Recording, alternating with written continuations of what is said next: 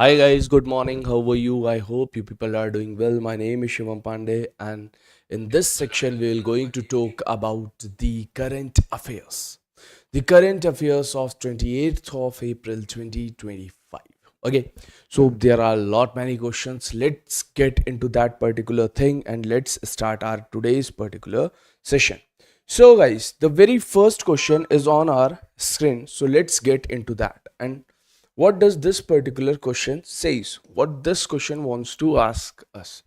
The Archaeological Survey of India, ASI, has recently discovered 110 megalithic burial sites at which place? Now, before knowing or before getting into the mega archaeological survey of India, first we should know that what is the megalithic site. Now guys, when we talk about the prehistoric age, in prehistoric age we have the lot many things, like we have the stone age and we have the chalcolithic village culture, we have the paleolithic village culture. Out of them there was one culture was going on which was the last culture, and that particular culture is known as the megalithic culture. When we talk about this particular megalithic culture, guys, it is a culture where people create dwelling with the help of very large stone, and they also used to put large stone on the graves of their dead people. And guys, it was prevalent in the Deccan and the hills of the South India. Okay, in the Deccan and the hills of the South India, the putting the large stone on the grave of their loved ones. Okay, so this practice was very common in the South India, in the Deccan area, and the some parts of the Himalayan ranges. Okay, now, so where 110 megalithic burial sites have been found, I have told you, are in the South India, or it is present in Kerala, Odisha, Assam, or Andhra Pradesh. So this particular thing, this particular site is present in the state of Kerala. This is present in the state of Kerala. Remember this thing. It is present in the state of Kerala. Now, guys, before moving forward, we should know about something regarding some properties. When I talk about the archaeological survey of India, when the findings of Indus Valley Civilization, IVC, and mohenjo-daro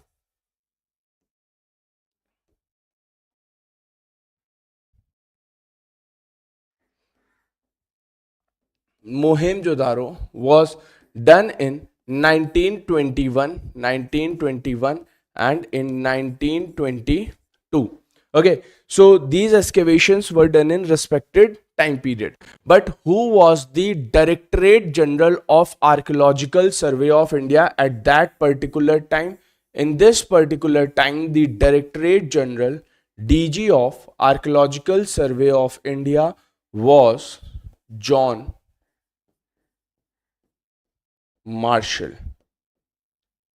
Marshall. After this thing, one important question may also ask you from this particular thing, that the question was that the first cartographical survey of India. Who has done the first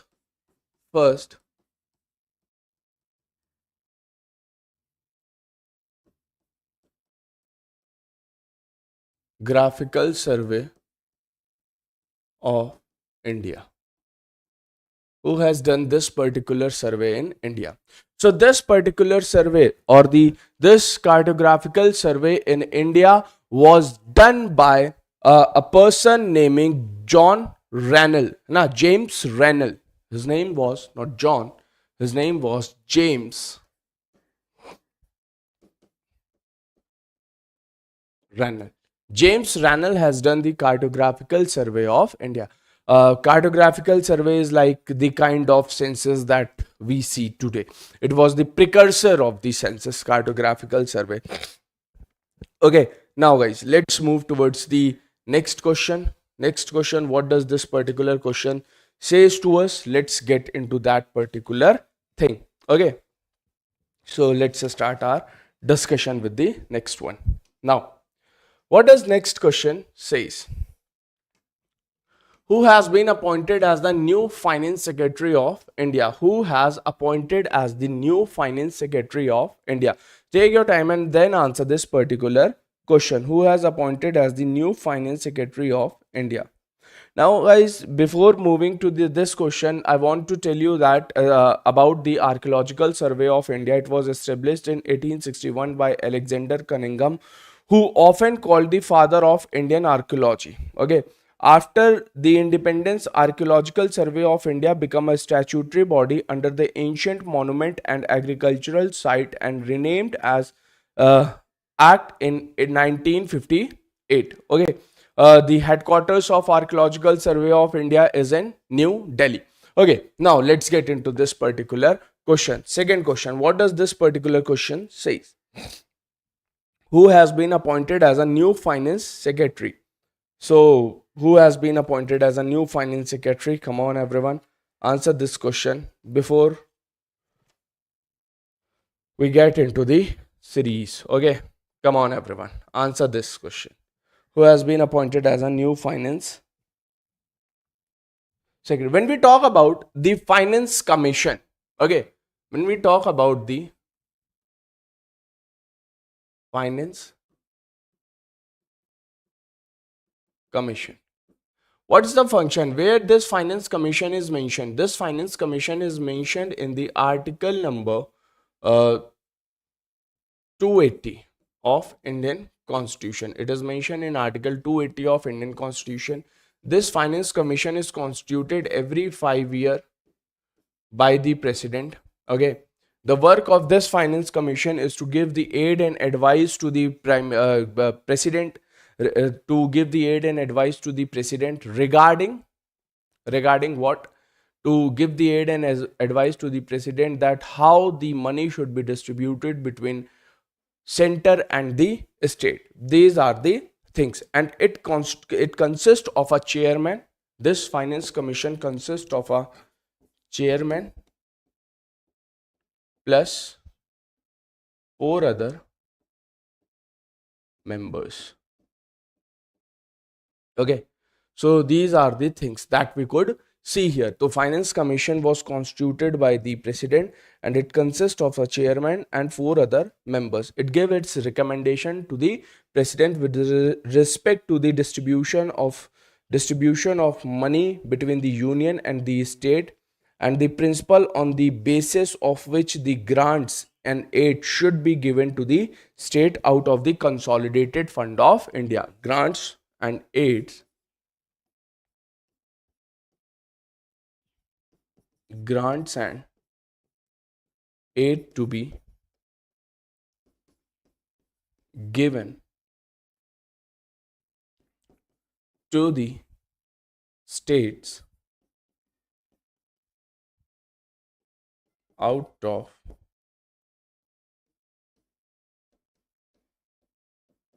consolidated fund of India. Remember this thing. So these are the things that we could see here. Okay, guys. Now. Who is the person? Anna, come on, tell me. Who has been appointed as the finance secretary of India? Anna. The option number is Tohin Katan Pandey, Gopal Vittal, Ajay Sheth, Anuj Kumar Singh. So, guys, what would be the right answer? The right answer regarding this particular thing is the Ajay Sheth. The government of India has named Ajay Sheth as a finance secretary, succeeding the Tohin Kant Pandey. Okay, Ajay Sheth is the right answer, and he has succeeded whom? He has succeeded the Tohin Kant Pandey. Okay, so he has succeeded him. And when we talk about the next thing, so Gopal Vittal elected as the chairman of the board of the Global System for Mobile Communication Association, GSMA. Okay, Gopal Vittal, he is appointed as the member of, or he is elected as the member of board of Global System for Mobile Communication Association. Anuj Kumar Singh appointed as a joint secretary in UPSC. Anuj Kumar Singh, he is appointed as joint secretary in UPSC. Remember this thing. These are the points. Okay. So I guess we are good about these particular thing. If you people have any doubt, so please let me know in the comment section. Otherwise, we can move forward. Okay. So come on, guys. Hurry up. After this particular question, let's move towards the next one. Okay, and one more thing. I have told you about the grants and aids. Before moving towards the next question, let me talk about the some committees, some financial related committees with you people. Okay, finance related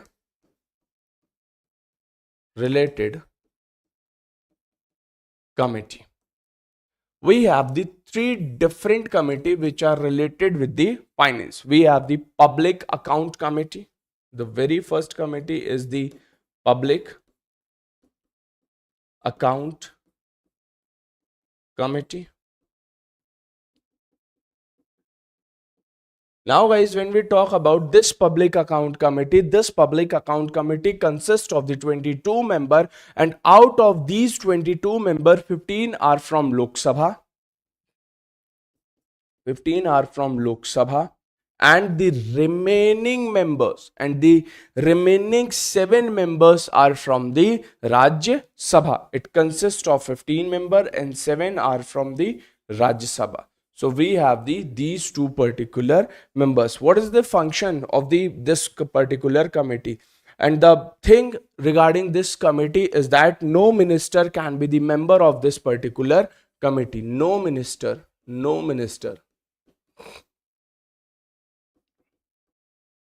is the member of this particular committee. After this thing, guys, this committee scrutinize the report, or this committee scrutinize the report of the CAG and present its summary before the Parliament of India. Okay, it scrutinize the report and it present the report before the Parliament of India. No minister should be the member. It has 22 member, 15 from Lok Sabha and 7 from Rajya Sabha. After particular this thing, we have the next committee, that is estimate committee. Second committee is the estimate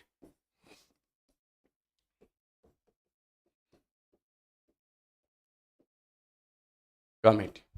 When we talk about this particular estimate committee, this committee consists of the 30 member, and all the 30 members are from the Lok Sabha. No member is from the Rajya Sabha. The work of this committee is to give the estimations regarding the financial things. Okay, this committee gives the estimate regarding the financial. And remember one thing, no minister is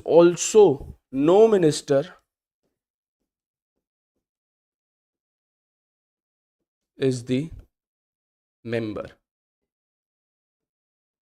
After this particular thing, the next committee which is related to the financial relation, that is the committee on public undertaking. The next committee is the committee on public undertaking. Committee on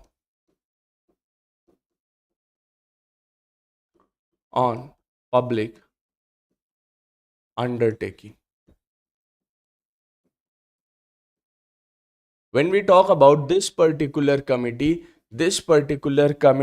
public undertaking, it has 15 member from Lok Sabha plus 7 member from Rajya Sabha. So we have the 22 member in this particular committee also, and no minister could be the member of this particular committee. Remember these things, these are the important one for our exam point of view. Okay, now guys, after this particular thing, let's move towards the next question. And the next question, which is the question number 3. Okay, so let's get into that particular question. Question number 3. Recently launched, okay, recently launched book Stumping is whose autobiography? Take your time and answer the question. This particular book is whose autobiography? You have to tell this particular thing.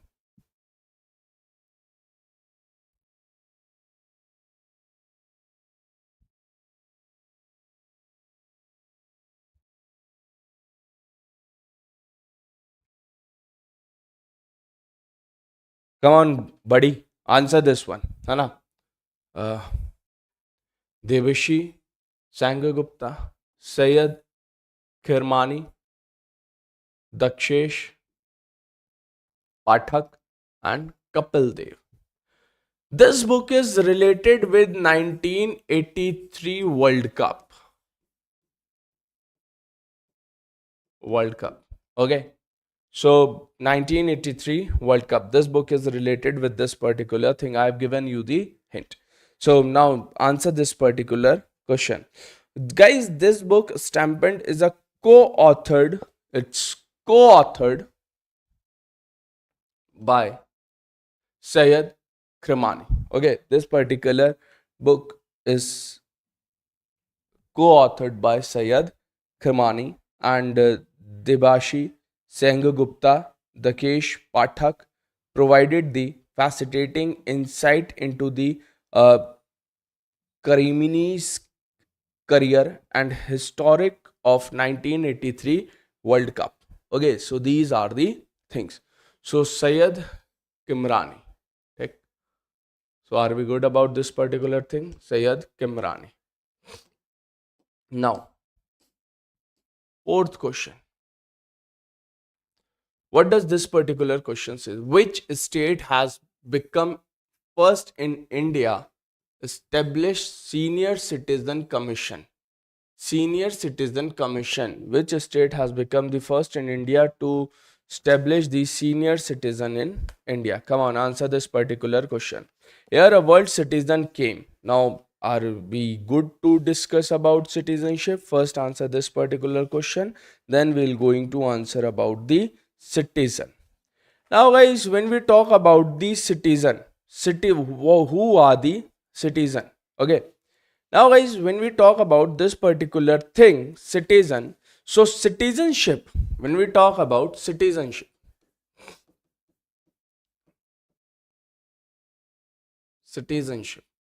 first of all, the right answer of this particular question is Kerala. Citizenship, it is mentioned in part 2 of Indian Constitution, okay, from article number 5 to article number 11. When we talk about the citizenship India, we have the different thing that Indian Constitution prohibit dual nationality. Dual nationality is prohibited. After this, dual citizenship is also prohibited. What's the difference between these two terms? When we talk about the dual nationality means you would be the citizen of India only. Okay, you will not going to take the citizenship of another country. If you do so, then you will lose your Indian citizenship automatically if you take the nationality of some other country. And you are the citizen of India. You are not the citizen of the states which are mentioned in India. Okay, you are citizen of India. You have taken the citizenship of India. You have not taken the citizenship of UP, Bihar, West Bengal, Tripura, Kerala, Karnataka. You have not taken the citizenship of these particular states. Okay, so these are the things which are mentioned here. After this particular thing, we have to know about the certain things. Guys, the Citizenship Amendment Act 1955. Okay, it was amended from time to time. Which act? Citizenship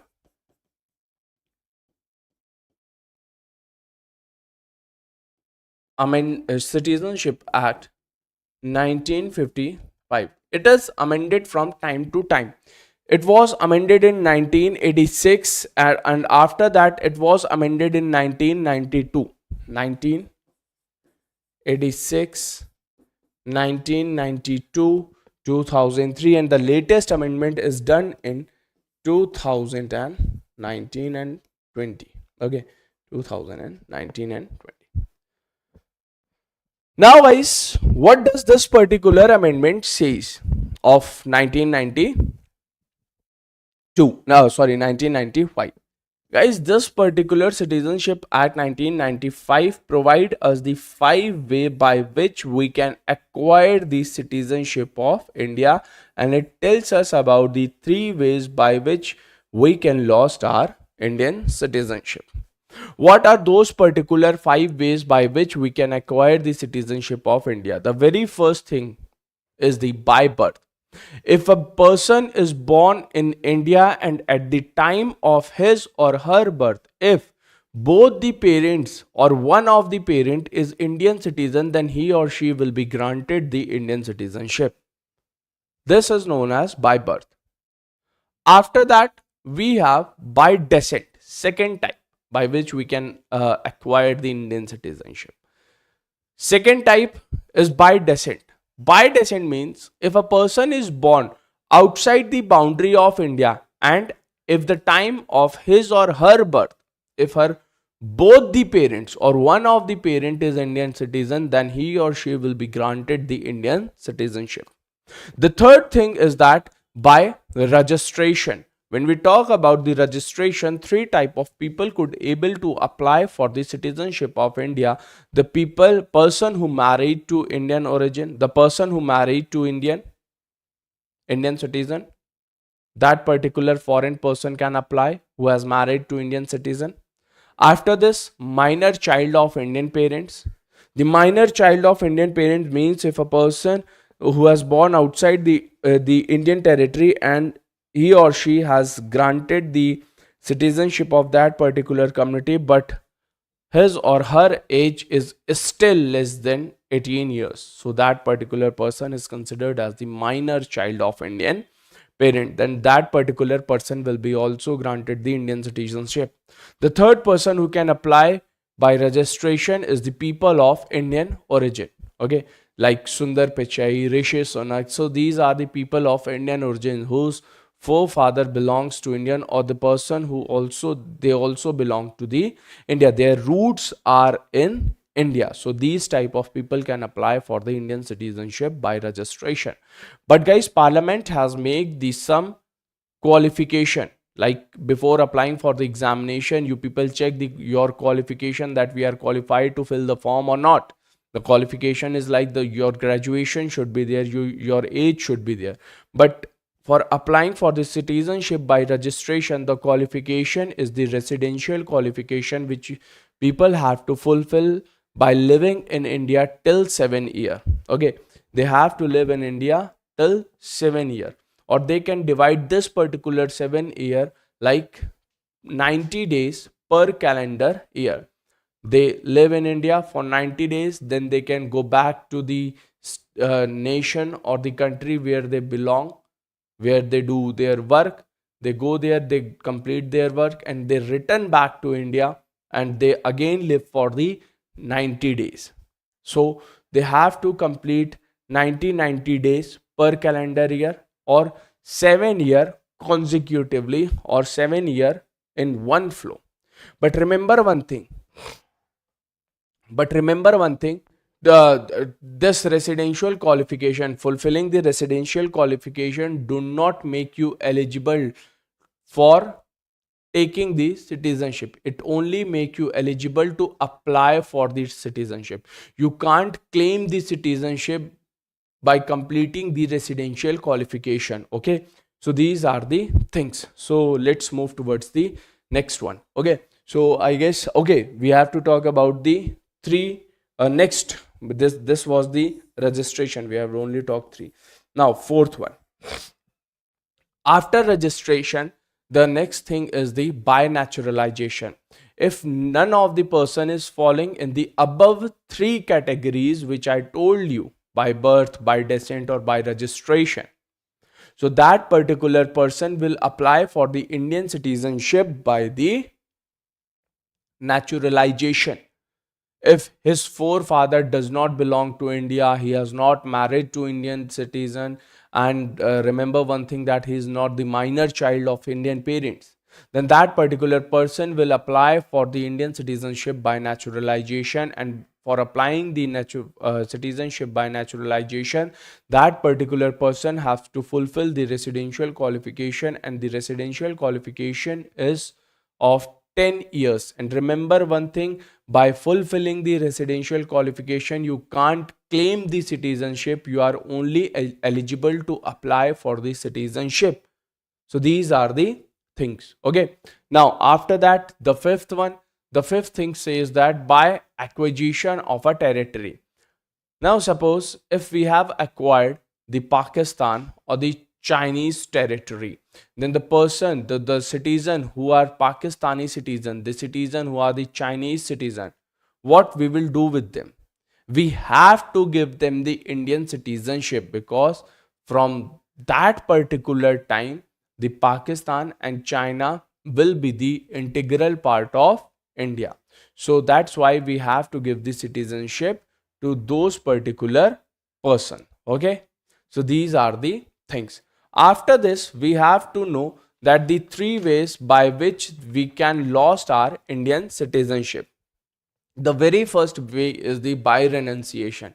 If we renounce the citizenship, if we say that we do not want the citizenship of India, we have voluntarily given up our citizenship. The very first way is the by renunciation. After renunciation, the next way by which we can lost our citizenship is the by termination. If authority, some people use their brain, they say that I'll take the citizenship of some other nation and I'll not leave the Indian citizenship. If authority came to know about this particular thing, then they will terminate your citizenship, then they will terminate your Indian citizenship. Okay. After the termination, we have the deprivation. Now guys, what are the process regarding deprivation? When you were applying for the Indian citizenship by registration, by naturalization, then you have to give the certain documents. If you have given the fraud documents during acquisition of citizenship, and if government of India found that these documents are fraud, then government can terminate your citizenship, then government can deprive you from the Indian citizenship. After this particular thing, if when you get the citizenship and within the 5 years of acquiring the citizenship, if you people or if any person within the 5 years, if he has committed a crime and the punishment of that particular crime is 2 year imprisonment or more than 2 years, then that particular person's citizenship, then that particular person will be deprived of his Indian citizenship. After this particular thing, if a person is indulged with the illegal talks with a country with whom India is indulged in war, if a person is doing illegal talk with a person of that particular country with which India is indulged in illegal talk, then that particular person's citizenship will be deprived. He will be deprived from by his Indian citizenship. And after this particular thing, if a person is residing outside the India and he has never shown his interest to came back to India, or never shown his interest uh, uh, to appear in the embassy till 7 year, or none of his report came to the embassy or to the embassy or to the government of India, then this condition will be known as, and the government of India will think that that particular person has acquired the citizenship of that particular country and he is enjoying his life, so we should deprivate his citizenship. So these are the things. Okay, now let's move forward. So right answer is the Kerala. Okay, so are we good about these particular thing, guys? Now, after this, come on, let's talk about some more things. So we will talk about these particular things in our upcoming sessions. Okay, let's move towards the next question. Fifth question: by which state government has made a plan to make Ganga and Shadra River corridor to boost the religious tourism. Okay, by which government? Ganga and Shadra river to boost the religious tourism. Now guys, before getting into this particular thing, we have to know about the certain things regarding the rivers. When we talk about the river Ganga originates from many glacier. Okay, or before knowing the river Ganga, we should know about the certain things regarding rivers. So the origination of river took place by the four different sources. The very first sources by which river could originate is the glacier. Second source is the glacier lake. Third source of the origination of river is the surface lake. And the fourth source is known as the aquifers. Okay, so these are the four sources by which any river originates. And before knowing the river Ganga, we should know about the certain things that I'm so sorry, that river Ganga originates from the multiple sources. River Ganga originates from a glacier which is known as Gangotri Glacier. Gangotri Glacier is present in Himadri. From that Gangotri Glacier, Bhagirathi River originates. From Gangotri, origination of Bhagirathi River took place. After Gangotri Glacier, if you see the place, that is the Chorabari Glacier, and this particular Chorabari Glacier is present in the Nagatibba mountain ranges. Okay, from Nagatibba mountain ranges or Chorabari Glacier, Mandakini River originates. Chorabari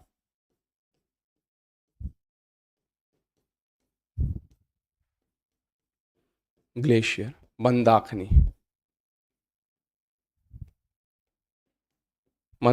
River originates. After this particular Chorabari glacier, we have to know about the certain things, and that particular thing is the Satopant glacier, which is present in the Joshimath valley in Uttarkashi district of Uttarakhand. From Satopant glacier, we have the Alaknanda. Satopant.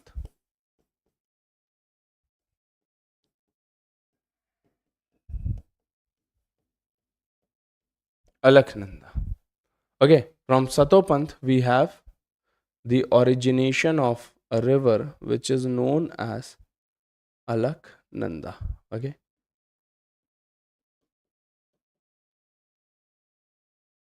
Now, guys, river Alaknanda and river Mandakini meet at a point, and that particular point is known as the Rudraprayag.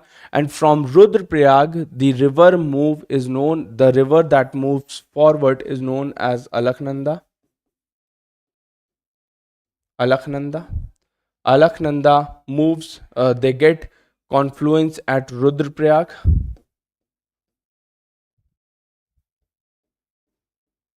Rudraprayag, and river Bhagirathi and river Alaknanda, they both get confluence at a place which is known as Devprayag, and from Devprayag originates the river Ganga. Okay, so we have to answer this particular question. Before going into this particular question, we should know about certain things regarding the uh, state government also. Now, guys, when we talk about the state legislature, so we have these six different states. When we talk about the state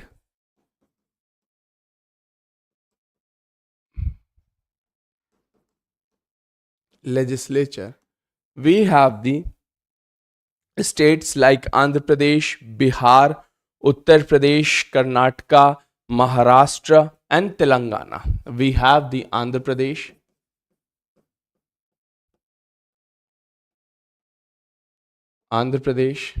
Bihar, Karnataka, Telangana,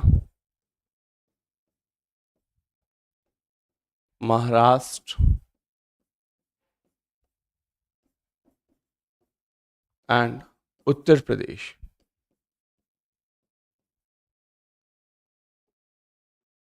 These are the states which are having the bicameral legislature. What does bicameral legislature means?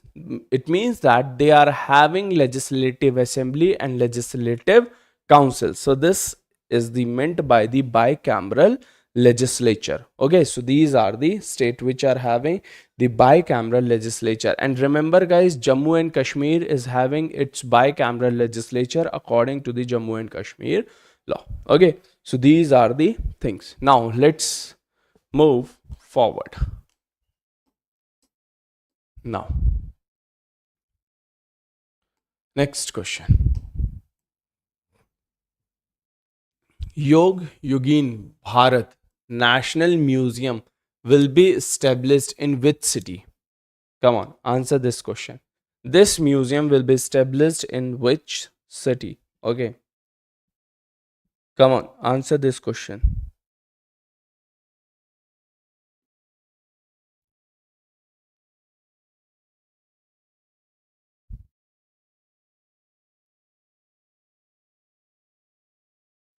Now, guys, in this regard, for this purpose, an agreement was signed between the National Museum of India and France Museum Development for the technical corporation in the museum development.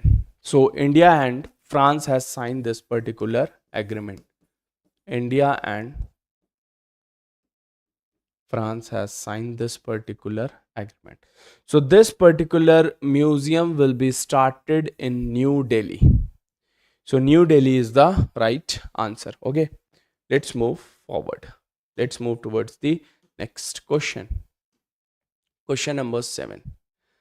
Recently, center government has announced to increase the salary of the member of parliament MPs by what percentage? The parliament has announced to increase the salary of their MPs. Now, guys, before knowing about the salary, we should know about the certain things.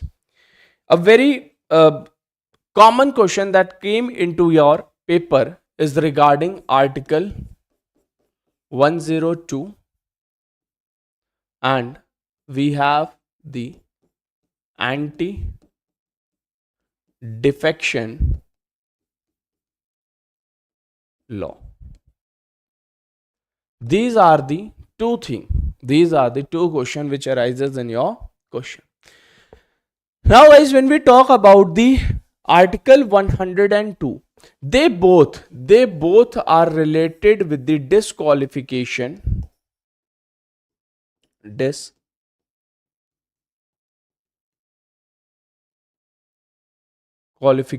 of the member of parliament. They both related with the disqualification of the member of parliament. When we talk about article number 102, what does this particular article says? It article constituted the condition for the disqualification. The condition are like that. If any MP holds the office of prophet, then he or she will be disqualified from his or her post. After this particular thing, if an MP loses his Indian citizenship, then also if he or she loses his or her citizenship, after this, if MP is of unsound mind, then also he or she will be disqualified from his particular post. And after this particular thing, if the MP is discharged insolvent or bankrupt, then if he says that I am bankrupt or I am insolvent, then this particular condition, the MP will be disqualified. Now guys, the disqualification, the decision regarding the disqualification under article 102 is to be taken by the president. Under article 102, the decision is to be taken by the president in consultation with the election commission. Okay, now when we talk about the anti-defection law, guys, anti-defection law is mentioned in the 10th schedule of Indian constitution. The very first thing, it is mentioned in 10th schedule of Indian constitution. This particular thing, 10th schedule, was added by 52nd Constitution Amendment Act 1985. Okay, in original constitution we have only eight schedules, but now we have the 12th schedules. Okay, so the 10th schedule was added by 52nd Constitution Amendment Act 1985. 9th schedule was added by 1st Constitution Amendment Act 1951. 11th schedule was added by 73rd Constitution Amendment Act 1992. And the 12th schedule was added by 74th Constitution Amendment Act 1992. So what does this anti-defection law say? When we talk about this particular anti-defection law, this law says that, anti-defection says that if a member voluntarily give up his membership of the MP, membership of his political party, if a member voluntarily give up his membership from his political party, then he or she will be disqualified from the post of the MP. The very first thing. Second thing that is told to us, that an independent legislature or an independent MP joins any political party, है ना? If any independent MP joins any political party, then he or she will be disqualified to become the member of parliament. If any nominated MP joins any political party within the 6 months of his nomination, then he or she will be disqualified to become the MP. And after this particular thing, you people should know about one thing, that if any political party has granted the whip, if any political party says that you have to be present in Lok Sabha or you have to present in legislature or in parliament, and you have to vote against this particular will, or you have to vote in favor of this particular will, if that particular MP is not abiding by its political party whip, then that particular person will also be disqualified under the anti-defection law. Guys, regarding anti-defection law, the final decision or the binding decision will be of the speaker of that particular house. Okay, the speaker of Lok Sabha will answer, or the speaker of that particular the speaker of that particular house decision would be the final and binding. And in this regard, 91st Amendment Act 2003 was also done. 91st Amendment Act 2003 was also made. Guys, this particular amendment says that if any member of any political party, if 2 by 3rd member, just wait, 91st, if 2 by 3rd member of any political party leaves their political party and joins some other political party, then those members will not be disqualified under anti-defection law. So these are the things which are mentioned in our constitution. You people should know about this thing. Okay, so let's move towards the next one. The final decision is of the concerned house. So what is the percentage? The percentage is the 24% should be there. Now let's move towards the next question. Okay, 8th question. Who received the 59th Janpat Award for 2024? Now, who has received this particular award? You have to say that. Come on.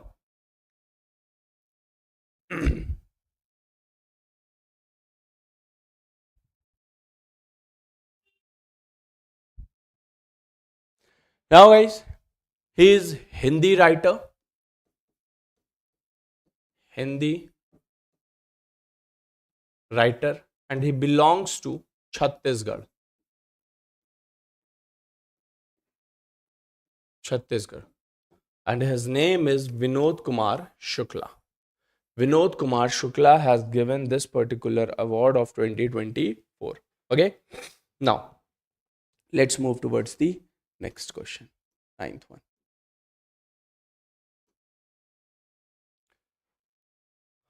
What does this question says? Ninth question.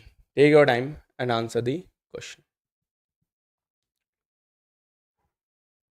Now, guys, before getting into the ninth question, let me tell you what are the benefits under this particular award if a person get this award. So the benefits are like, for the very first thing, this award was established in 1961. Established in 1961, and the very first award was given in 1965. The person who is receiving this award is awarded with the monetary benefits. Reward of 11 lakh is given, or equivalent to 70 lakh or $1900 in 2003. This award is sponsored by Bhartiya Janpath, okay, Bhartiya Janapeeth. Total awards are 65 in this particular thing. Okay, so it was started in 1961. It was given in very first time in 1965. The award was given or rewarded with 11 lakh rupees. Okay, 11 lakh rupees is given to a person who has won this particular award. Come on. Next. Recently, which product of the Northeast received Oikotex certificate from Germany? Come on.